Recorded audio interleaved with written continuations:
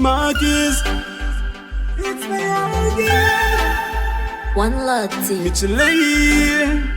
Michele beat. Si ou te ka monte mwen tout chan, koman komba la vi mwen, yeah. Gen ka ki telman paret drôle, men moral mwen li febli, yeah. Ou gade pa jom ki tem pou kom, non. Pou malo ki kampe devan, non. Papa di mwen exige ou trop, si mante ou a chak seconde. Men vi m'gade proteje, kon tentasyon ka prive.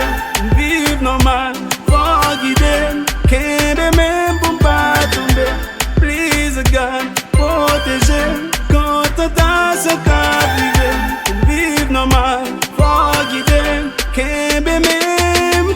Tentasyon paraît kon bagage ki kapè devant. Pas gen l'autre, c'est pas plus que c'est force pour camper en dedans. Vie dépendait où fait ça ou en cas où on donne baisser qui sont pas présister devant. Kembe mais moi fais moi rester dans douane chez moi.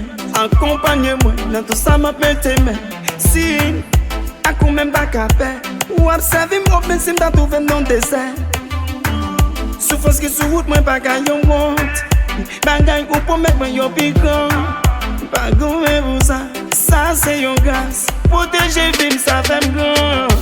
Mais vi m'gade protéger, quand tentasyon ka prive.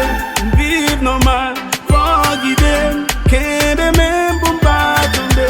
Please God, protéger, quand tentasyon ka prive. Vive normal, for guide, kende men. Ou di mwen tan silence pou batay pou mwen. Sans di yo gen puissance ou pouvel pou mwen. Nan ou me met confiance pour soyez pour moi.